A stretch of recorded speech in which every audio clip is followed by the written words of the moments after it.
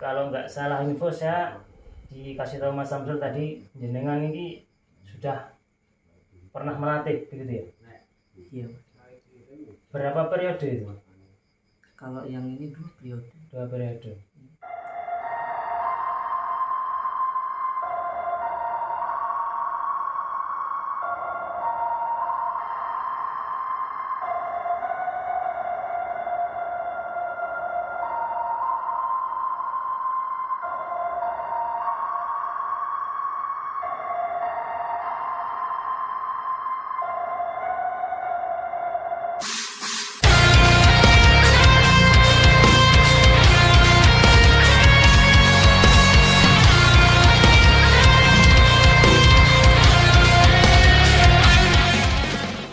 Assalamualaikum warahmatullahi wabarakatuh. Salam persaudaraan, salam seduluran salawasi, salam pencaksilat Indonesia, PSHT Jaya. Yang sempat mengesahkan 2 kali di Palembang dan akhirnya balik ke kampung halaman dan akhirnya latihan di sini, dititipkan ke sini. Intinya awal terungkapnya pun dari sini, terus kembali ke Palembang, akhirnya dari pekerjaannya dimutasi, beliau tidak sanggup untuk mutasi, akhirnya kembali ke kampung halaman dan dari cabang Palembang dititipkan ke sini, latihan ke sini untuk sampai sekarang. Sekarang sudah sapu hijau itu yang saya. Di sini Mas Samsul ini sangat berpengaruh untuk dirancang pengantar ini. Di sini latihan malam ini. Iya, ada latihan dan itu Ada di sana itu. Ada. Kalau boleh ngobrol, mungkin bisa ajak ke sini ya. Saya cuma pengen tahu mungkin apa yang motivasi beliau ini untuk sampai dia berani mengambil risiko gitu.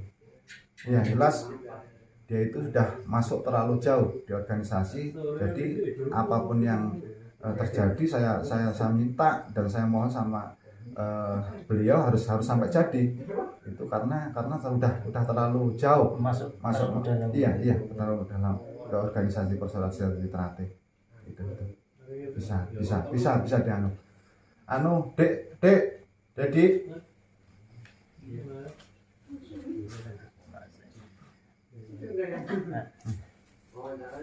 monggo Mas. Ini yang unik ini. Sini kalau Mas, nah, santai aja kita ini, santai. Nah, ini namanya siapa, Mas? Dedi Irawan. Umurnya berapa ini? Umurnya 29 tahun.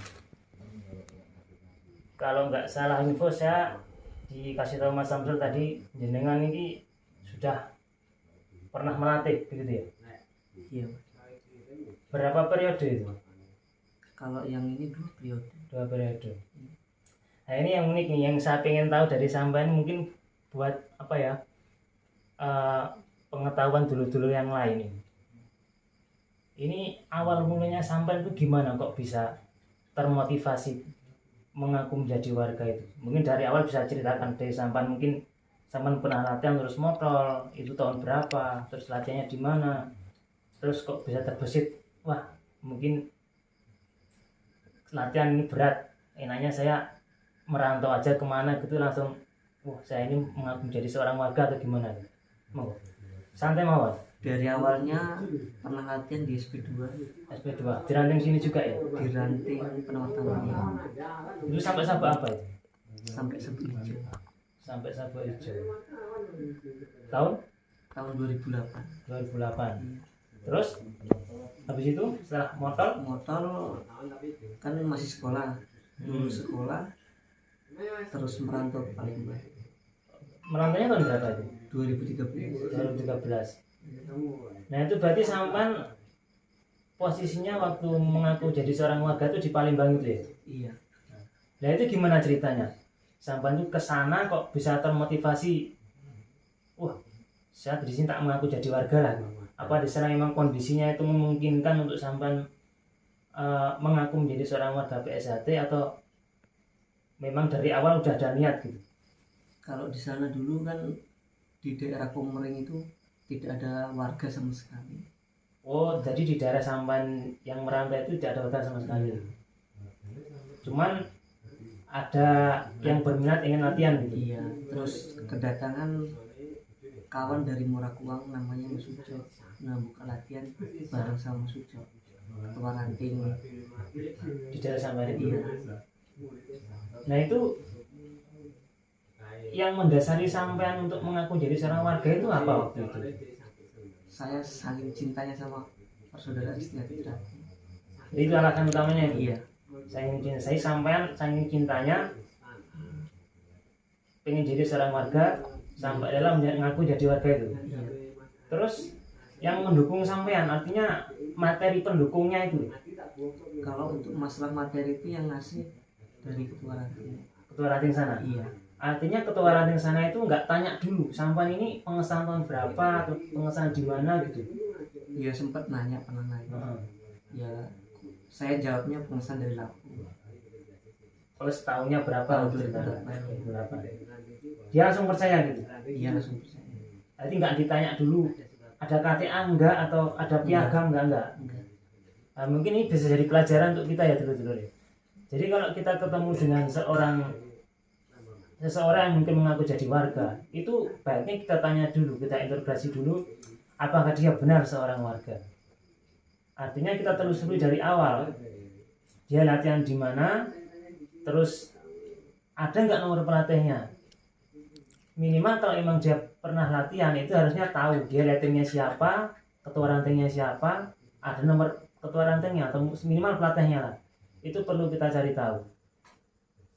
Tapi kalau waktu itu untuk KTA atau kode, itu kan ada kode, itu sampai tahu kodenya?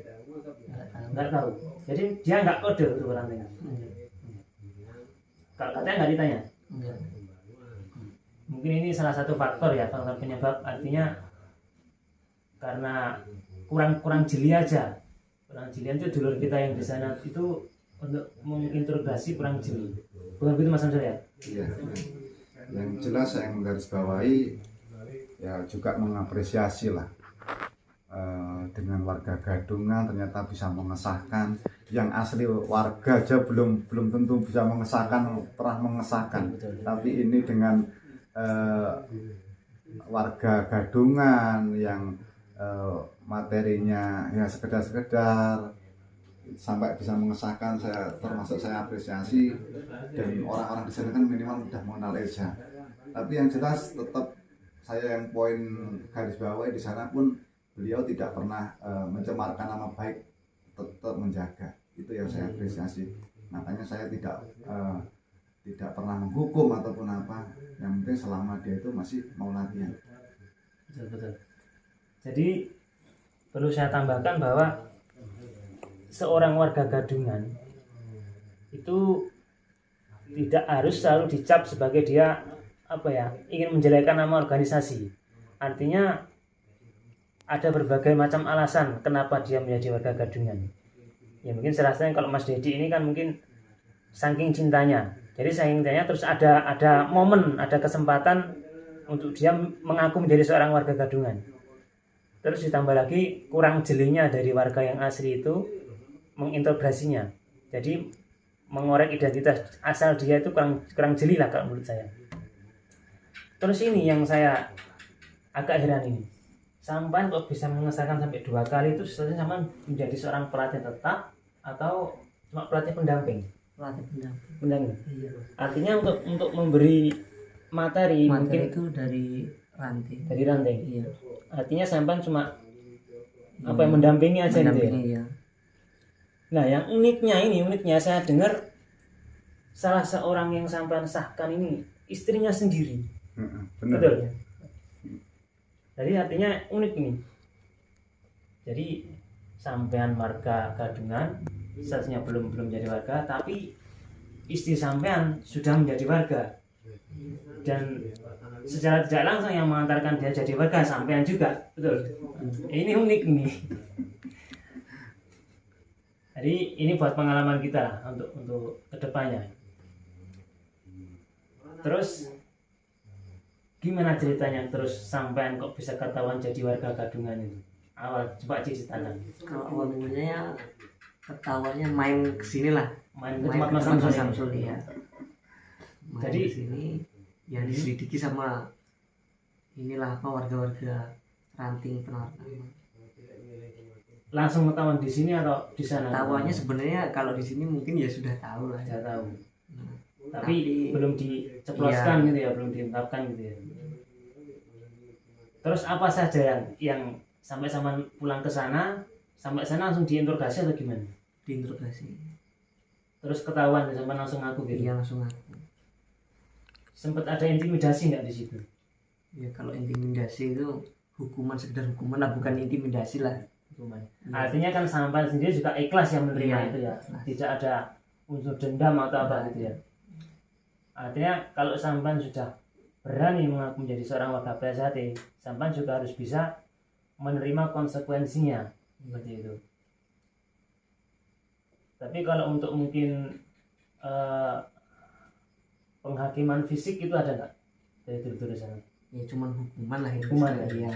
Tapi nggak sampai sampan punya niat untuk mengkasuskan itu nggak dalam Nah, hukum nggak?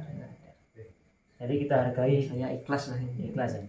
Kita hargai Mas Dedi ini. Jadi dia sudah menerima dengan lapang. Jadi itu adalah sebuah bukti bahwa dia menerima apa yang sudah dia lakukan dan itulah hukumannya. Sampai itu memang dari awalnya sampai memang disuruh balik ke sini atau latihan di sana dulu. Sebenarnya latihan di sana. Di sana. Ya, di tempat tingkat 2 latihannya. Tapi berhubung ada problem di perusahaan kan, mau dimutasi ke Bengkulu, jadinya nolak mutasi. Sampai memilih untuk keluar kerja. Iya. Untuk melanjutkan ke sini. Iya.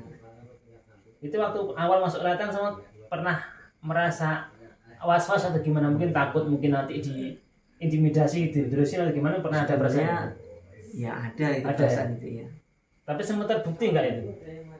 Kalau nggak ada. Nggak ada ya.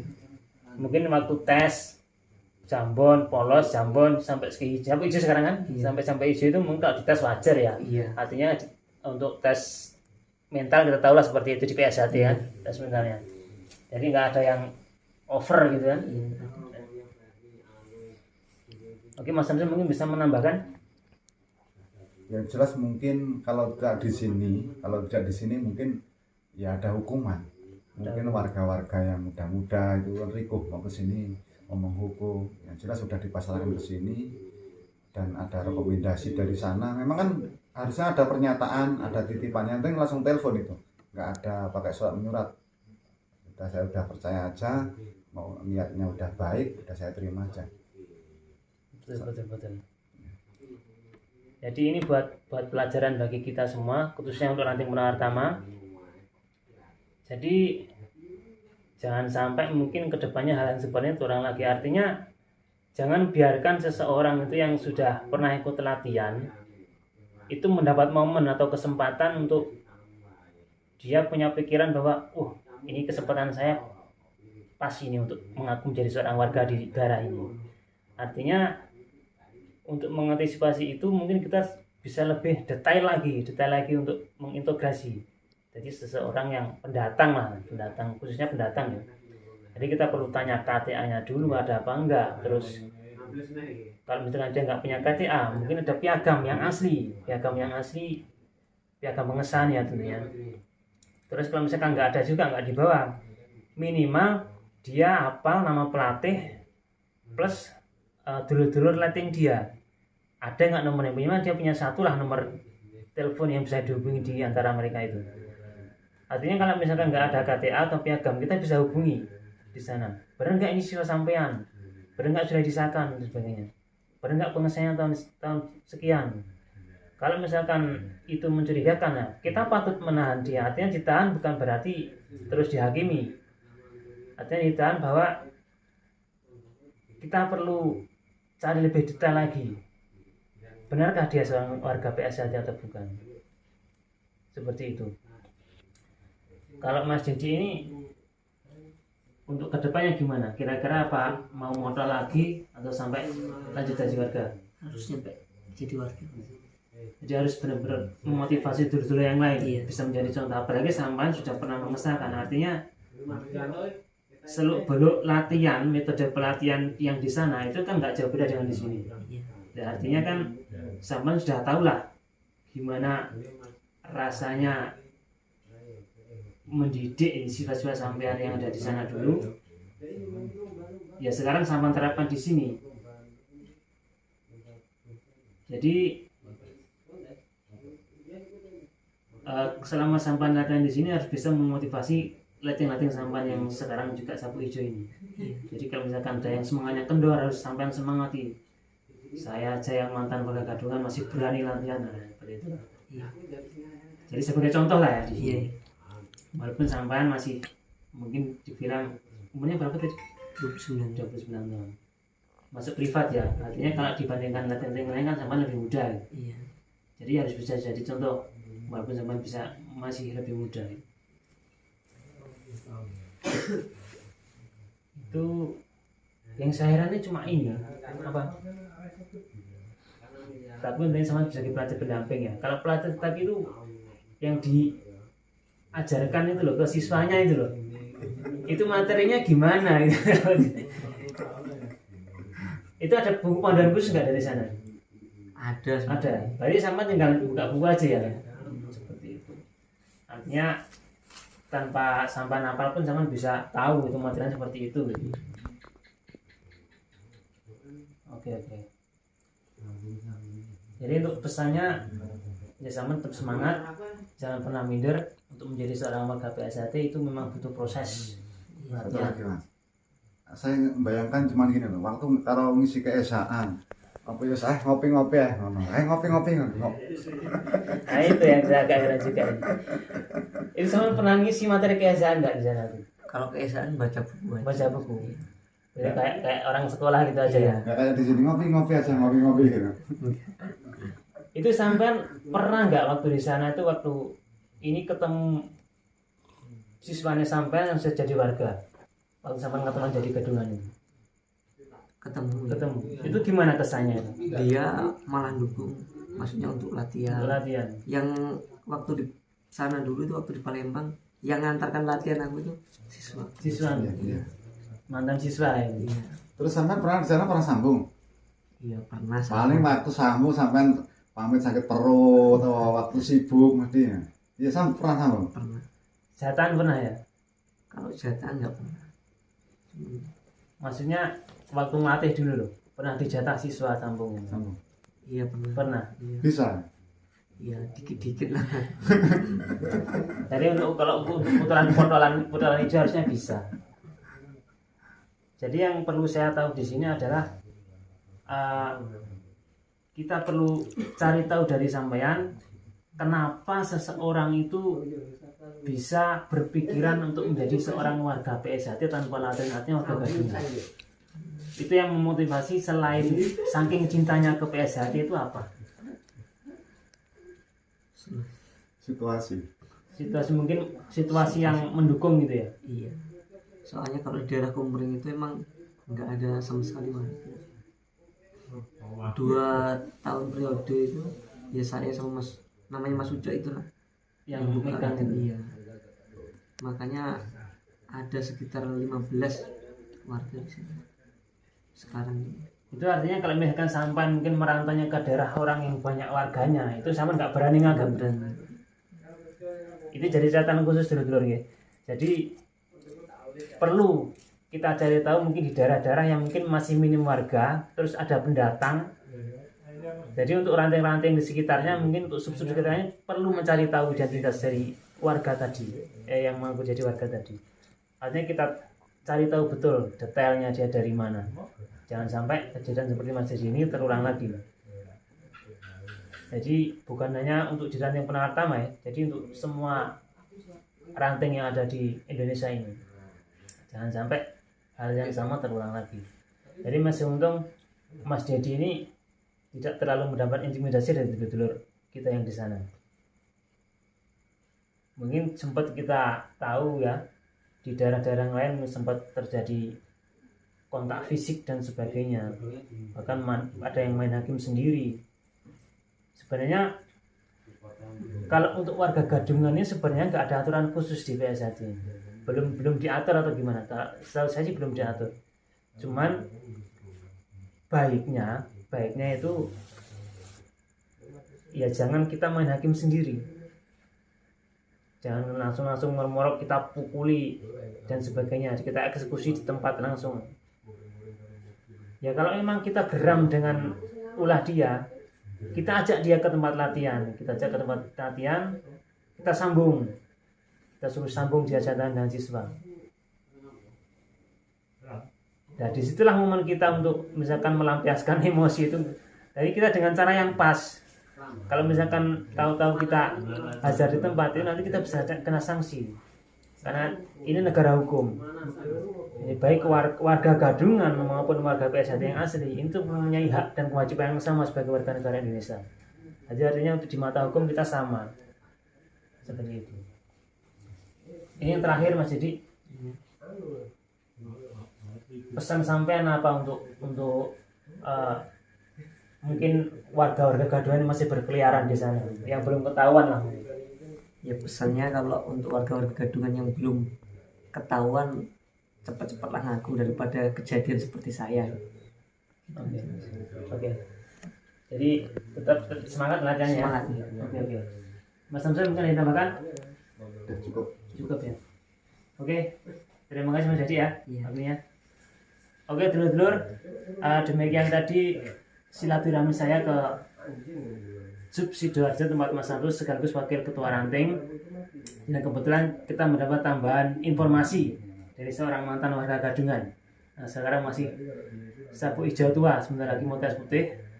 Dan semoga bisa menambah wawasan kita. Dan semoga dari tayangan ini bisa bermanfaat untuk dulur-dulur semua. Oke, terima kasih. Cukup sekian.